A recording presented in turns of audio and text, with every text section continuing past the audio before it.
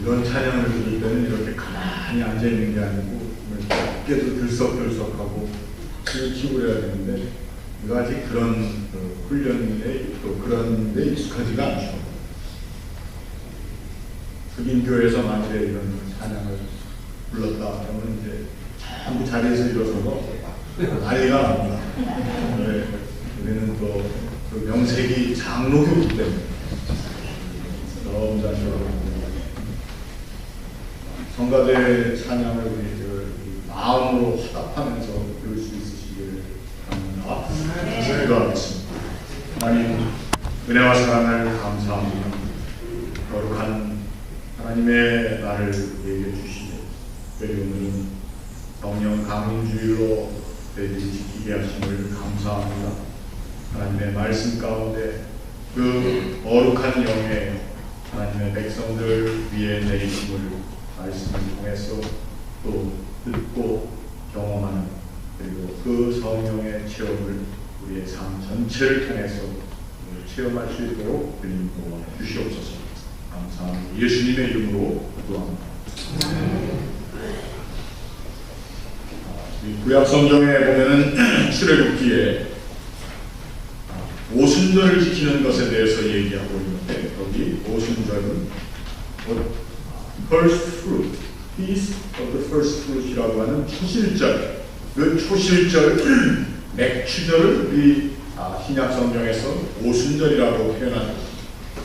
이 이스라엘 백성들이 지키는 중요한 절기 중에 하나인데 첫 열매의 축제라고 하는 뜻입니다.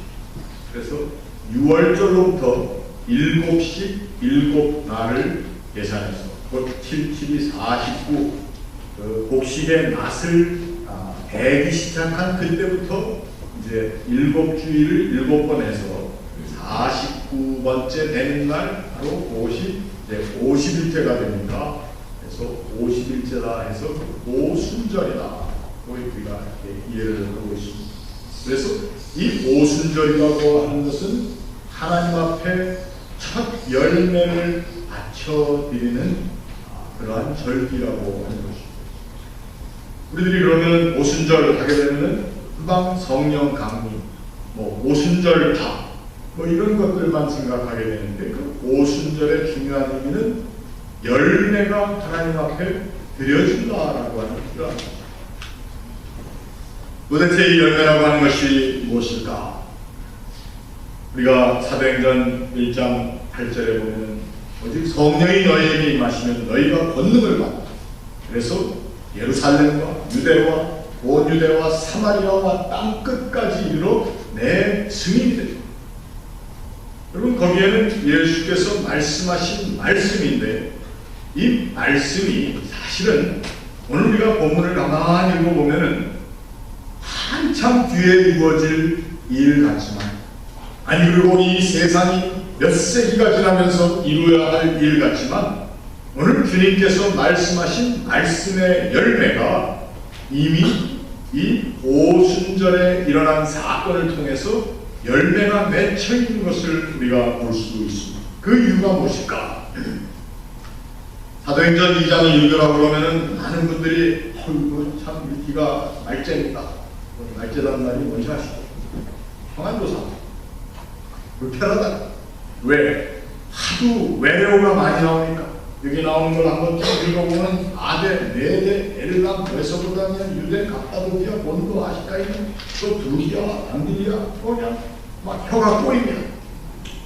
이러다가 어떤 사람들은 방언의 은사를 받았다고 얘기하고 하는데 여러분 여기에 나와 있는 지명들을 제가 한번 이렇게 쭉 살펴보았습니다. 그랬더니 이 여기에 나와 있는 지명들 마지막에 보니까 로마로부터 나그네 곧 유대인과 유대교에 들어온 사람 그리고 그레데 사람, 아라비아 사람 이 지역을 다 포함하니까 굉장히 지역적으로 넓은 지역. 결국은 이 사도행전 1장 8절에 나와 있는 예루살렘과 온 유대와 사마리아와 땅 끝이라고 했을 때 물론 그 당시의 땅 끝은 우리들이 생각하는 그런 땅 끝이 아니었습니다. 당시 사람들의 땅끝이라고 하는 것은 소위 말하는 스페인까지, 또 동으로는 아시아, 소아시아 지역까지를 땅끝이라고 생각했던 것이죠. 그래서 어떻게 보면은 우리가 생각하는 땅끝에서 저 아프리카 남단, 저 남미, 저 북극과 남극, 이것을 다 얘기하는 땅끝이라기보다는 그 당시 성경을 읽는 사람들, 그 말씀을 들은 사람들의 땅끝 개념에 포함되어 있는 대부분의 나라들이 오늘 여기 예루살렘에 모여있는 사람들의 그 근원을 따져보니까 다 거기에서 온 사람들이었다는 것입니다. 하나님께서 예수 그리스도를 통하여 말씀하시며 약속하신 그 언약의 성취가 먼 훗날 된 것이 아니고 오늘 이스라엘 백성들이 구약의 전통 가운데 또 그들의 민족적인 전통 가운데 지키던 이 77절이라고 하는 일곱의 일곱을 더한, 그래서 추수하여 거둔 것들을 그 열매를 하나님 앞에 바쳐드리는 그 계절에 바로 오순절이라고 하는 명절 가운데 이미 성취된 하나님의 약속으로 일어나고 있다라고 하는 것입니다. 우리는 우리의 교회를 바라볼 때에 늘 이렇게 생각을 많이 합니다. 앞으로 우리의 교회가 해 나가야 할 일, 이루어야 할 일, 다른 데서들은 다 하는데 우리는 아직 못해서 해야 할 일, 이러한 것들을 많이 생각하게 됩니다. 여러분, 이것이 나쁘다는 것이 아니고 틀렸다는 것이 아닙니다. 그런데 우리가 우리의 교회를 바라볼 때 늘 생각하지 못하고 종종 잊어버리는 것이 하나 있는데, 그것은 지금 이 시간 하나님의 영이 우리 가운데 임하심으로 하나님께서 이미 이루어 주신 것에 대한 철저한 acknowledgement, 인정이 우리들에게 있어야 한다는 거죠. 여러분, 이것이 있을 때에 사실은 감사라고 하는 하나님 앞에 드리는 내 삶의, 내 영적인 예배와 예물이 준비될 수 있다는 겁니다. 이거 참 조심스럽게 여러분들에게 말씀드리는 것인데, 이 교회가 늘 뭔가 우리의 니드를, 우리의 필요한 것을 충족해 줘야 하고, 그리고 이 교회라는 것을 통해서 뭔가 우리가 뭐를 해야 하고, 아직 채 이루지 못하는 것을, 그것을 해야 한다라고 하는 그 개념만을 가지고 우리가 교회에 나올 때에 어떤 때는 교회 생활 자체가 어떤 사람들에게, 모두에게 이런 것은 아니지만 어떤 사람들에게는 하나의 책임의식을, 또 책임을 수행해야 하는 자리, 그렇게 생각할 때가 많다. 물론 교회는 우리가 해야 할 일이 아니죠. 그리고 하나님께서는 역사를 통해서 이 교회에 맡겨주신 일들, 우리가 앞으로 이루어가야 할 일들, 이러한 것들이 많이 있는 것이 사실입니다. 그런데 오늘 이 성령 강림절을 지키는 우리들이 생각해야 할, 또 교회로서 우리가 한번 우리 자신을 바라봐야 할 것이 무엇인가?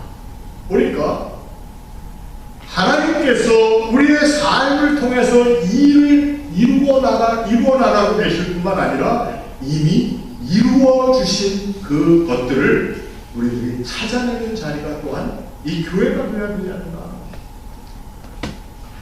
오직 성령이 너희에게 임하시면 너희가 권능을 받아서 이것도 해야 되고 저것도 해야 되고 이렇게 해서 저렇게 쭉 나가야 된다고 생각하는 그러한 받아들여진 사람들의, 그러한 식으로 받아들인 사람들의 마음 가운데 오늘 성령 강림절에 무엇이 일어나느냐, 그 일을 하나님께서 한 곳에서 이루어 주셨다라고 합니다.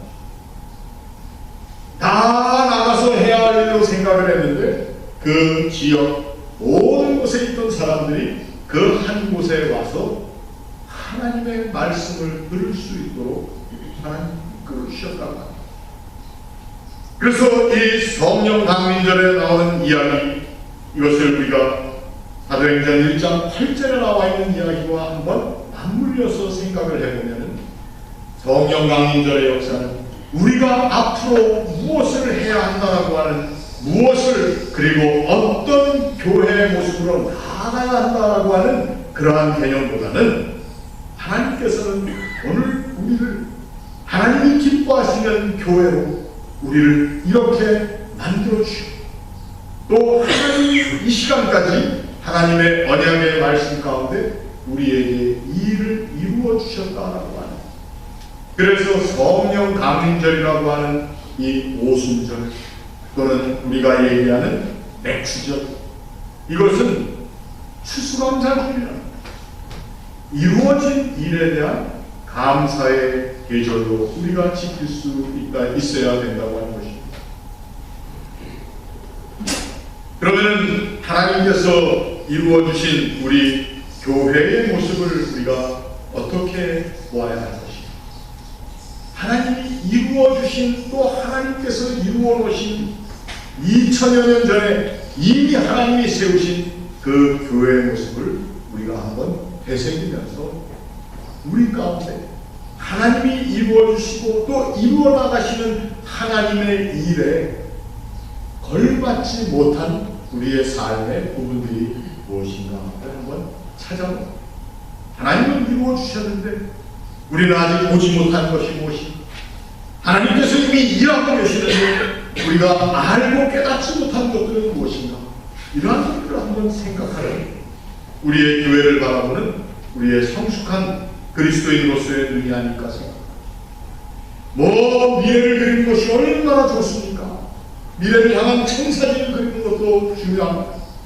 그리고 우리의 교회가 앞으로 어떠한 모습을 가져야 하는 것에 대한 그러한 도전의식을 가지는 것도 굉장히 중요하고 소중하지만, 이미 하나님이 이루어 놓으신 그 교회의 모습이 우리 가운데 있는데 우리가 아직 찾아내지 못한 나의 자리, 또 우리가 아직 깨닫지 못한 내가 그 하나님이 이루어 놓으신 그 교회의 모습 가운데 걸맞지 못한, 그리고 내가 하나님께서 기뻐하시고 세우신 이 교회, 내가 목사로서, 내가 교회의 직분자, 내가 교회의 임원으로서 내가 아직 감당하지 못하고 찾아내지 못한 부분들이 무엇이 있는가를 생각할 수 있어야 된다는 거예요. 그런데 오늘 본문에 나와 있는 내용을 쭉 보면서 참 대단히 감명 깊은 부분이 있다는 것은, 이것이 바로 베드로의 오순절 설교 첫 부분, 우리가 베드로의 오순절 설교를 다 읽지 않았습니다. 베드로의 오순절 설교의 설교 본문만을 우리가 읽었습니다. 그 설교 본문은 다른 것이 아닌 요엘서에 나와 있는 요엘서 2장에 나와 있는 말씀. 하나님의 말씀하시기를 내가 내 영을 모든 육체에 들어줄 것이다. 너희의 자녀들은 예언할 것이며 너희의 젊은이들은 환상을 보고 너희의 늙은이들은 꿈을 꿀 것이다. 그때 내가 내 남종과 여종들에게 내 영을 부어줄 것이다. 그리고 그 크고 영화로운 날, 두려운 날, 그 모든 날 가운데에서 하나님의 백성들이 누구든지 주의 이름을 부르기만 하면 구원을 얻을 것이라고 하는 아주 간결한 본문을 가지고 베드로가 설교하기 시작한 내용인데, 오늘 우리는 그 본문만을 읽었다. 이 요엘서의 본문은 과연 어떤 내용을 가지고 있는 것입니다. 어떤 사람들은 이 요엘서의 내용이 아주 더 오래전에 쓰여진 예언이라고도 얘기하지만, 어떤 사람들은 호수기 이후에 이스라엘 백성들이 바벨론의 포로로 끌려가서 살던 그 이후의 예언이라고 얘기를 하고, 또 많은 구약학자들이 그렇게 받아들이고 있습니다. 그렇다면 이스라엘 백성들에게 이것이 호수기 후, 그리고 제2 성전이 지어진 그 당시에 하나님께서 주신 예언이라고 말한다면 이것도 역시 마찬가지입니다. 언젠가 하나님께서 그 영을 모든 죄에게 부어주시고 한다는 그 말씀, 미래적인 것으로 읽기보다는 오늘 이 요엘서에 나와 있는 말씀은 이미 하나님께서 그 거룩하게 기름 부은 자, 이스라엘 사람들의 개념에 의해서 거룩하게 기름 부은 자가 누구냐 하면 바로 바사의 첫 번째 왕인 고레스입니다. 고레스는 하나님의 종이라고 사람들이 생각해요. 그래서 이 고레스라고 하는 페르시아의 왕이 이스라엘 백성들을 자기 땅으로 보내면서 하나님의 전을 다시 지을 수 있도록 해 주셨다는 것. 하나님께서는 이 남종과 여종들에게 부어준다라고 하는 것을 물론 우리가 복수로 많은 사람들이라고 얘기할 수가 있겠지만 이미 하나님은 그 영을 부어주시었소. 이스라엘 백성들이 하나님을 예배할 수 있는 거룩한 전이 다시 한번 재건되었고 그 가운데 예배하는 그들의 삶이 진행되고 있었다라고 합니다. 근데 문제는 오늘 우리가 구약 성경에 있는 모든 것을 다 우리가 살펴볼 수는 없지만 그 전이라고 하는 것이 옛 이스라엘 사람들이 생각했던, 말하자면은 온전하게 이스라엘 민족 조금도 피가 섞이면 안 되고, 그래서 이방 사람들이랑 결혼했던 사람들은 심지어는 에스라 시대에 느헤미야 시대에 이방 사람이랑 결혼한 사람들은 그 아내와 낳은 자식들을 다 돌려보내고 그래야지만 하나님을 예배할 수 있다라고 하는 그러한 큰 강령이 내려왔습니다. 우리 한국 사람들처럼 이 단일 민족 정신, 그리고 하나님의 계약의 백성으로서의 그 순수함, 이것을 보존해야 한다고 하는 굉장한 강박관념을 가지고 있는 사람들이 구약의 사람. 그래서 하나님의 영을 받은 사람들이 어떻게 해야 되느냐? 우리가 그것을 옳다 그러다라고 얘기할 수는 없지만 가정까지도 다 깨야 돼. 그래서 이방 사람들이랑 결혼한 사람들은 부인을 보내고 자식들도 보내고 그리고 하나님 앞에 회개하면서 유대인으로서의 그 예배 자리가 세워져야 한다고 생각합니다. 근데 하나님께서 부어주시는 영은 사실 그러한 영이 아니라, 하나님은 이 이스라엘 백성들을 구원하시는 일에 바사 사람 페르시아 왕 고레스를 사용하셨습니다. 하나님께서는 이스라엘 백성들을 사랑하시지만 이스라엘 백성들을 사랑하신다고 해서 다른 민족들을 다 대제하는 그러한 하나님이 아니셨다. 오늘 베드로가 예루살렘에서 예수 그리스도의 제자로서 유대주의적인 생각을 가지고 초창기 예루살렘 교회를 이끌었던 것은 사실입니다. 그러나 오늘 베드로의 설교 이전에 일어났던 일과 그가 이 요엘서라고 하는 정말 독특한 하나님의 말씀을 가지고 설교했다는 내용을 보면은 그 내용은 무엇인가? 누구든지 주의 이름을 부르는 자는 구원을 얻는다. 누구든지.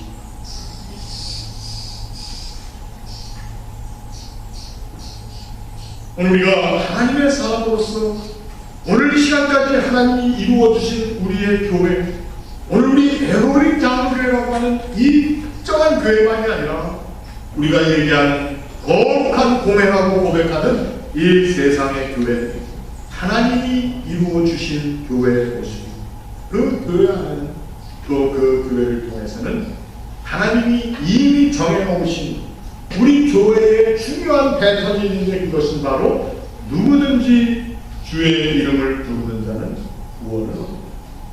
여러분, 이 누구든지라고 하는 말을 우리가 좀 어려운 말로 풀어서 얘기한다면 이것이 다분히 호용적인 교회라고 하는 영, 호용성이 품을 수 있는 누구든지. 우리 교회는 역사적으로 이 호용성이라고 하는 것에서 많이 거리를 두고 지내왔습니다. 그래서 심지어는 구약에 있는 모든 내용들을 다 종합해서 얘기하기 때문에 제가 잘 아는 아주 연세가 지금은 많이 드신 장로님 한 분이 계신데 그분은 자기의 소명으로 목회자가 되는 것이 꿈이었어요. 목사가 되는 것이 꿈이었는데 그분이 다리가 불편하십니다. 그래서 어린 시절에 그가 하나님의 종이 되겠다, 내가 목사가 되겠다고 얘기를 하면은 주변에 있는 사람들이 뭐라고 그랬는지 아십니까?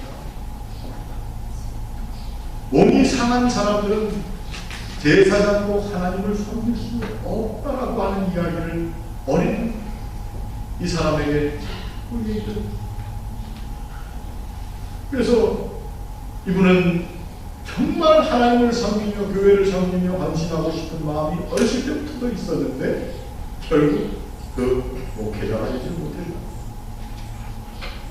우리 교회의 전통 가운데 있는 이 모든 것들은 이미 하나님께서 이루어 주신 거지만 우리 사람들이 거기에 그 해석을 가지고 법을 따라서 앞으로 이렇게 해야 된다라고 하는 것 때문에 귀하게 쓰임받을 수 있는 주의 종들도 신체적인 결함이 있으면 하지 못했던 그 구약에 있었던 전통을 다시 방문하고 함으로써 문제가 많습니다. 그럼 이것이 우리 교회가 잃어버린 것 중에 굉장히 중요한 것. 하나님은 이루어 놓으셨는데 우리들이 그것을 계속 거부하고 사는 우리의 모습들이 이 교회 가운데, 오늘 우리의 교회 현실 가운데 있다고 합니다. 얼마 전에 작고한 우리 시카고 캐톨릭 대교구의 교였던 카디널 조지라는 분이 있지 않습니까? 카디널 조지 주교는 그분을 소아마비. 그런데 놀랍게도 전통적인 생각을 가지고 있는 어떤 로마 캐톨릭 사람들은 그가 시카고 대주교의 교구의 대주교로 임명받았을 때에 반대하는 마음을 가진 사람들이 있었다. 그분이 장애를 가지고 있습니다. 누구든지 주의 이름을 부르는 자는 구원을 얻으리라 하는 이 말씀에 대해서 우리가 우리의 편한대로 우리의 사회적인, 우리의 문화적인, 우리의 정치적인 해석을 해나가며 앞으로 교회가 그렇게 되어야 한다라고 얘기하는 것들이 우리들의 마음 가운데, 우리의 생각 가운데, 오늘 우리들의 교회들 가운데 얼마나 많은가.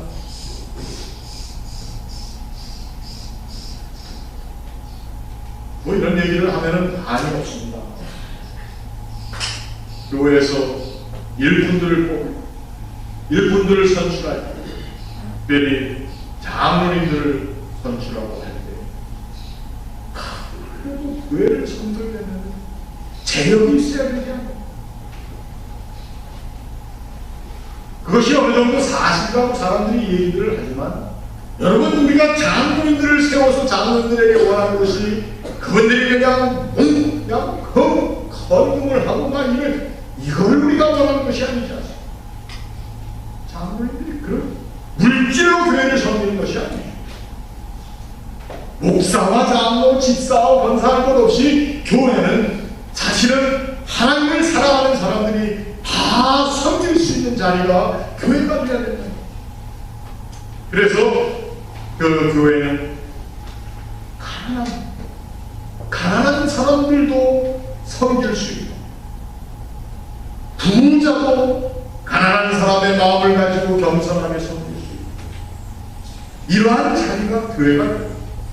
여러분, 너무 이상적입니까? 너무 이상에 젖어 있는 것. 이건 이상이 아니라 하나님께서 이미 이루어 놓으신 교회는 이러한 모습으로 초대교회 오순절 바로 그 예루살렘에서 다락방에서 일어났던 교회가 이루어진 사건 가운데 사도 베드로는 몸을 요엘서였습니다. 어떤 사람들은 요엘서가 누구든지 그의 이름을 부르는 자는 다 구원을 얻을 것이라고 하는 이 말씀을 에스라 느헤미야 시대에 이스라엘 백성들이 그 다시 성전을 짓고 정결한 예배를 드리겠다고 해서 이 사람 저 사람 다 곤란해서 내어 쫓아버리고 하던 그때에 약간의 반기를 든 예언자의 글이 아닌가, 이렇게도 얘기합니다. 여러분, 그 당시에 쓰여졌던 대표적인 구약 성경의 하나가 바로 룻기. 룻은 어디 사람입니까?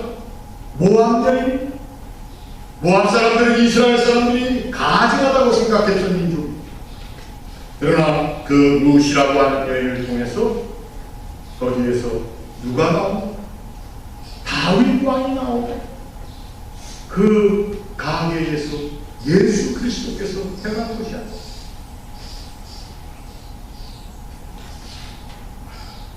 우리는 구약 성경을 읽으면서 이러한 좀 반기를 드는 그런 문학의 내용들을 별로 그렇게 관심 있게 생각을 안 하고 넘어갈 때가 있어요. 또 뭐 불편하기도 하고 왜 예수님의 가게에 무학여인이 들어와가지고 참 골치 아프다. 근데 또 마태복음의 기자는 그걸 또 족보에다가 또 드러내서 쓰고 있어. 뭐 모함여자만 들어왔습니까? 시아버지랑 이상한 짓을 한 가만히 있죠. 자기 남편을 버리고 왕에게로 홀랑 쫓아가서 아세바라는 이름으로 안 돼 있고 벳사람 우리아의 아내 이렇게 나옵니다. 왜 그렇습니까? 물론 일반적으로 얘기를 할 때 이것은 예수님의 가게, 예수님의 족보 가운데 우리 인간의 허물진 모습들이 다 들어가 있다는 것을 얘기하려고 한다고 하지만 예수께서 우리 가운데 오신 목적 중에 하나는 바로 누구든지 주의 이름을 부르는 자는 구원을 받는다. 하나님을 사랑하는 사람, 자기의 죄를 고백하는 사람, 인정하는 사람, 알아보는 사람, 그 죄를 어떻게 내가 해결해 나갈까 나의 미래를 바라보는 것이 아니라 이미 이루어 주신 십자가의 사건을 바라보는 사람들을 모아주신 것이 바로 교회가 됩니다.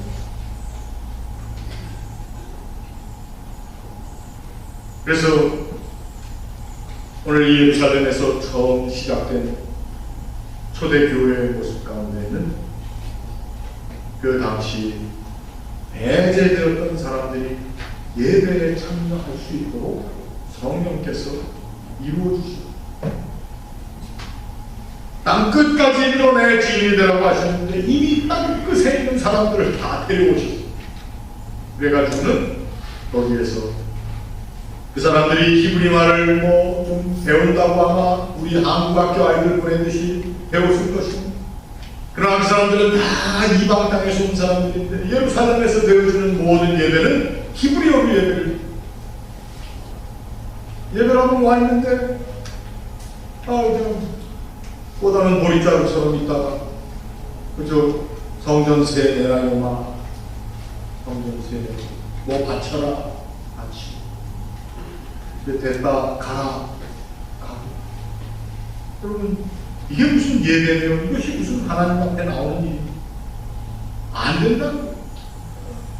그래서 그 예배 가운데 하나님께서 하시는 그 모든 놀라운 일들, 이미 이루어진 일들을 각 사람이 자기 말로 들을 수 있도록 그날 오순절 다락방에 있었던 사람들, 그 제자들에게 각 나라 말을 할 수 있는 하나님의 거룩한 을 받은 사건이 바로 이 오순절 성령 강림의 사건입니다. 어찌 보면 우리의 교회는 오순절 이 성령 강림의 사건이 교회의 생일이 된 것뿐만 아니라 이것이 바로 교회의 정체성이어야 합니다. 베드로는 그래서 요엘 선지의 말씀을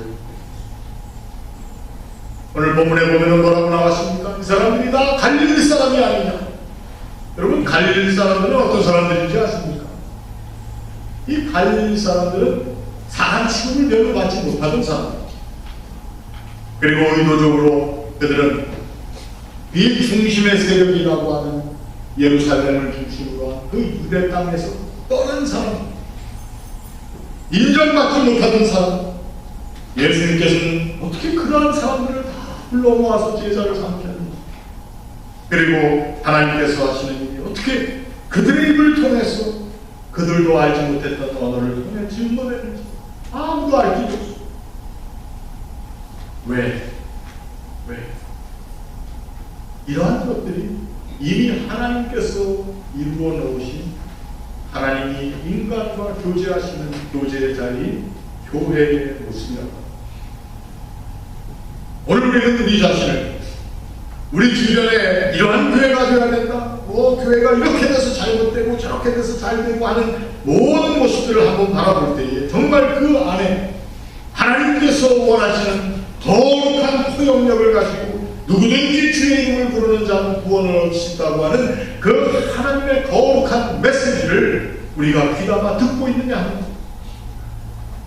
오순절 성령 강림의 사건은 바로 이 하나님의 역사를 우리들이 다시 한번 재방문하는 자리일 뿐만 아니라 이미 이루어주신 하나님의 거룩한 교회의 모습을 우리들이 다시 한번 내 태도, 나의 마음의 자세, 나의 영적인 상태를 통해서 한번 점검하며 또 그 모습을 내 마음 가운데 새기는 게, 여러분, 이것이 복되고 중요하고 풍성하고 그리고 온전히 하나님께 바쳐져야 되는 그러한 우리의 삶의 모습이기 때문에 오순절이 바로 하나님 앞에 첫 열매를 드리며 우리가 낯을 내기 시작한 그 모든 가운데 거둬들인 것에서 좋은 것을 하나님 앞에 바쳐드리는 기쁨의 축제라고 합니다.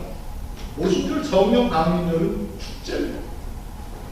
우리의 모습만을 바라볼 때 앞으로 내가 뭘 어떻게 해야 될까 이것 가지고만 생각할 때는 축제가 아니라 굉장히 안달할 수밖에 없는 그러한 시간이, 그러한 장소이지만 하나님이 이루어 놓으신 풍성함, 그 가운데 우리가 가지고 있는 거룩한 포용력을 한번 우리가 바라볼 수 있다. 우리의 사고와 우리 얼굴의 모습과 우리의 대화와 우리가 서로와 서로 나누는 우리의 관계성 가운데 하나님의 거룩한 축제의 모습이 또 한번 회복될 수 있다는 확신으로 오늘 이 주일을 맞고 우리의 교회를 바라볼 수 있기를 주의 이름으로 축원합니다. 같이 기도하겠습니다. 하나님 은혜와 사랑을 감사합니다. 우리가 이루어야 한다고 생각하던 모든 강박 관련들을 다 이루어하며 이제 하나님께서 이루신 모습, 또 그 가운데 하나님이 원하시는 하나님의 기뻐하시는 백성들, 이 세상을 바라보며 또 하나님의 나라를 거룩한 포용력을 가지고 또 생각하는 또 그 하나님의 나라를 감사함으로 받아들이는 우리 모두가 되게 도와주시옵소서. 예수님의 이름으로 기도합니다.